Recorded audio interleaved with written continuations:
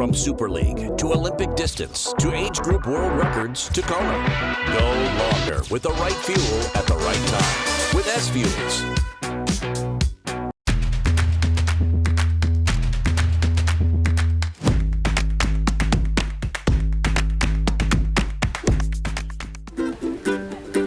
Aloha, can't stand the heat. Aloha, dancing in bare feet. Cause the breakfast with Bob. And Poncho Man, everybody. Welcome to 11th year of Breakfast with Bob from beautiful Huggles on the Rocks. My name is Bob Babbitt. We're brought to you by Master Spas, SFuels Go Longer, HOKA Let's Fly, Form Smart Swim Goggles, Quintanaroo, Zoot, the original Triathlon brand, and our Challenge Athletes Foundation. He is definitely the fastest man on the island. The Indianapolis 500 champion from 2013. Give it up for Tony Kanaan. Thank you. Hey, Bob. How are you, So man? good to see you, Tony. Nice to see you in person now.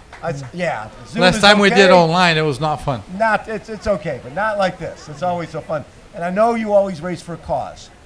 Who are you racing for this year? So actually, Bob, this started 2 years ago when I decided that I was going to retire from IndyCar. Right. And I was going to have more time to train, so I decided to do the Ironman. And then COVID hit. I did not retire.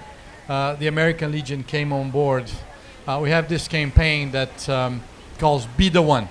Be the one. 17 veterans take their lives every day due to mental health issues because obviously they don't ask for help. Right. They used to protect us, so they're too proud to, Exactly. to tell people that what they're going through. So we've been trying to raise awareness, and nothing more mental than this race, as you know. Absolutely. So we're trying to raise awareness of that and trying to save one life a day if we So can. where can people go to find out more info? TheAmericanLegion.org. Okay. You guys can see it. I mean, it's a huge impact. We did the Indy 500 with the American Legion car and trying to make the veterans proud.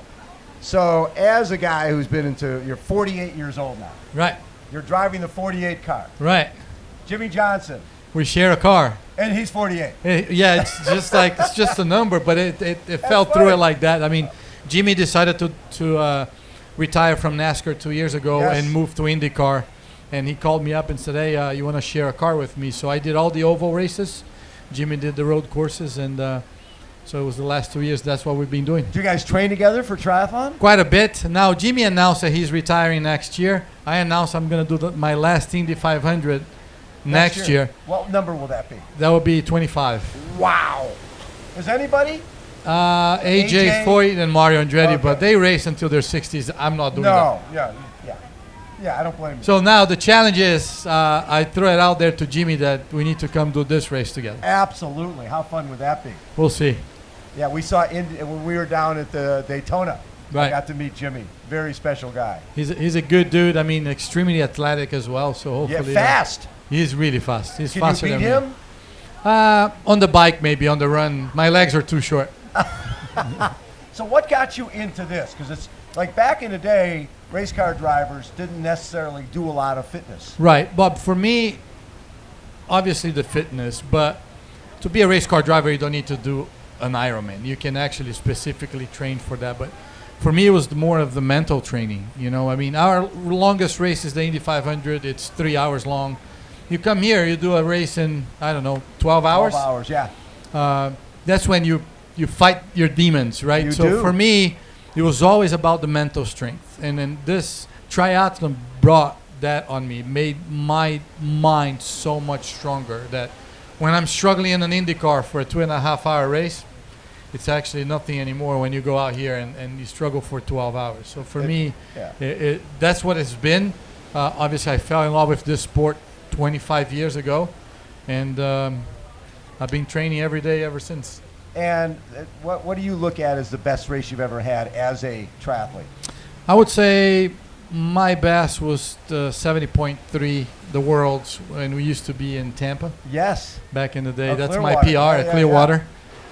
That was I think I was 4:07, my fastest time, and So- I haven't beat that ever since. Well, that course was basically It was fast. You didn't have to pedal much. Right, it was fast. And It was really this race I've only done once in 2011. I've been here since, every year. Yes. And I actually, after 2011, I said, I'm just going to come to Kona to enjoy. And, fast forward a few years back when I decided to retire, I said, maybe I'll do it again. And here we are. Now you come back. How many times then is this? It would be only my second time. This is only the second time you've raced here? Yeah.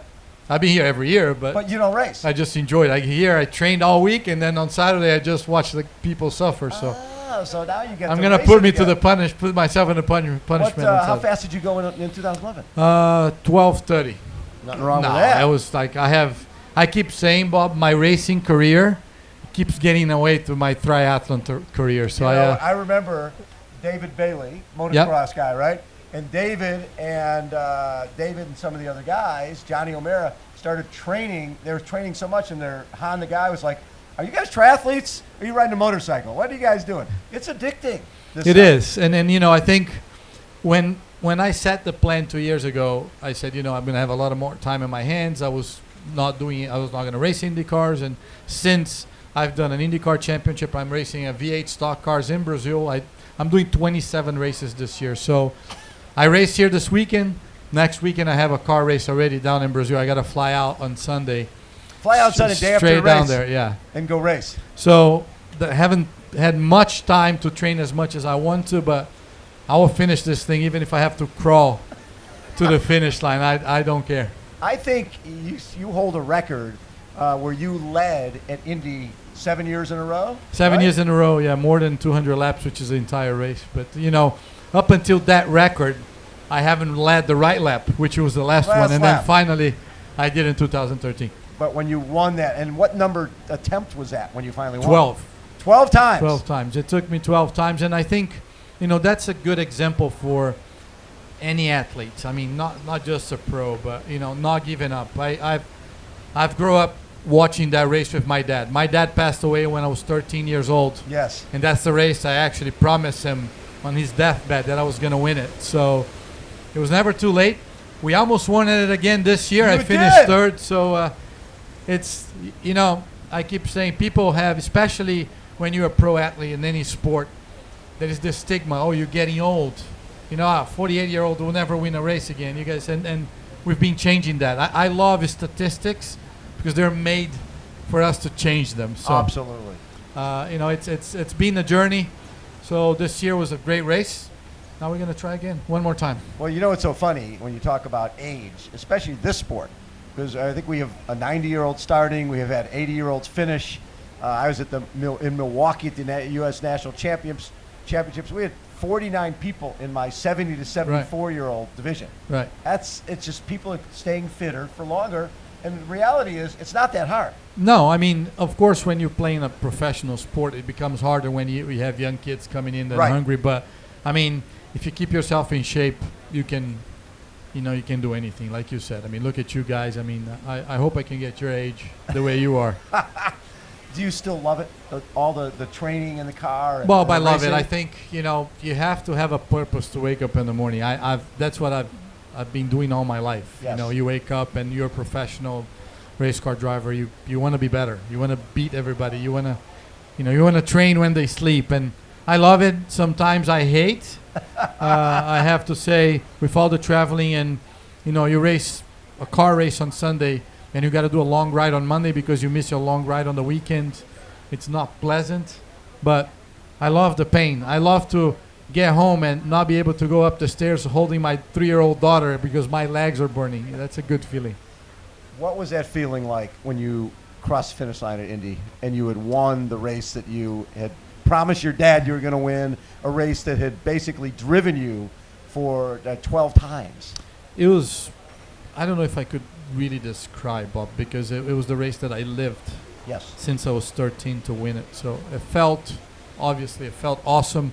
It felt like, if you see the picture when I crossed the start finish line, I was actually pointing up saying, I told you I was going to do it. And it felt good. I mean, it felt that I proved a lot of people wrong because every year, it took me 12 years, and then every year you have somebody would ask you, is this the year? I mean, what are you going to say, no? Nah, it's not the year. So I believed it until the end, and that actually even proved to myself that, persistence and not giving up. You just got to keep trying because That's the only chance you have. If you don't try, you're not going to know. Exactly. Got to go to the start line, right? Right. And you're going to the start line on Saturday. I know. I'm more nervous than ever, to be honest with you. I think, this is not my territory. I haven't actually done a triathlon this year because I haven't had time. I've only trained. So it'll be my first race this year. You think Jimmy will be tracking you? Everybody will be tracking me. All my friends will be tracking me, and mostly, Bob, to make fun of me. Of course they Right? will. So Jimmy's going, I could go way faster exactly. than that. Yeah, So, half of my fellow IndyCar drivers already asked, what's my bib number? What's my tracking number? And I'm pretty sure we're going to be, Ironman's going to be streaming. We're going to be streaming some parts of the race, and all you're going to see is how slow I am. But you know what I tell them? None of them are here. Exactly. So, Jimmy, where are you? Exactly. Come Where on are now. you, mate? Step it up. Fun Jimmy Johnson story. I had him on a radio show, and talking about, because I knew he grew up in San Diego, and I knew he was a motocross guy. I said, okay, opening round, Anaheim Stadium, Ricky Johnson against David Bailey. He goes, with my dad, section 12, row 1, seat 14 and 15. He knew exactly what I was talking about. They passed each other like 50 times back and forth. It was awesome. Tony, thank you so much for being such not just a legendary race car driver, but the credibility you bring to our sport by you embracing the swim, bike, run lifestyle is really special. Well, Bob, thank you for the opportunity. Obviously, it's a sport that I love, and as much as we can get people out there, especially after this 2 years, it's been tough on everybody. Yes. I think everybody suffer of some kind of a mental, issues, fighting. You can't leave your house. You can't do this. And I did all my training inside. Yes. For 2.5 years. So the first time I was out on a bike, it was a week ago. Here. I did here when I came here. Yeah. So 2.5 years training on Zwift. See, but you get better. It's Makes you strong. 100%. But thanks for the opportunity. And let's cheer. Let's thank the island for having us back. Absolutely. We'll keep respecting this island. I love this place. Thank for the locals for welcoming us back. How about a round for Tony Kanaan? Thank you. Poncho Man, take us out. Aloha, can't stand the heat. Aloha, dancing in bare feet, 'cause it's rough with Bob. Poncho Man, everybody.